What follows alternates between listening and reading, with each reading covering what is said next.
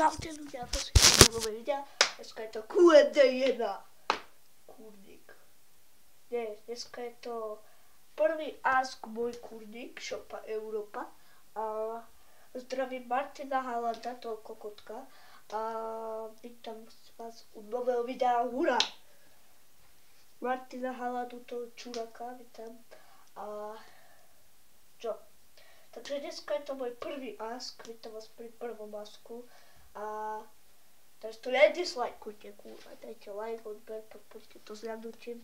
No a dneska je to prvý môj ask a ste nám dali pár otázok, takže idem ich odpovedať. Takže vypadám ako na 7 rokov, no to je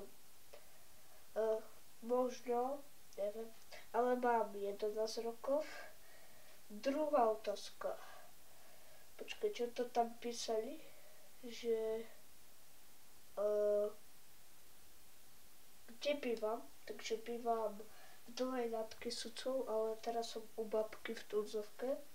Ďalšia, tretia otázka. Takže teda ten Martin Halanda neviem akú dal, ale furt tam nadávam. Takže tak. A tretia otázka teda, že preto ma hejtuje, lebo som niečo napísal Ikarovi, neviem prečo, ale nech mi to vysvetlí. Štvrtá otázka. Koľko mám rokov?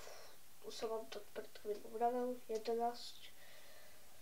Takže, piatá, posledná otázka.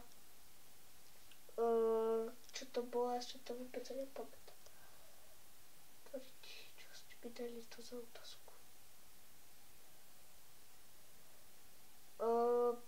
Prečo som vymazal videa? To vám nemôžem povedať, je to súkromné a ja sa budem s vami učiť.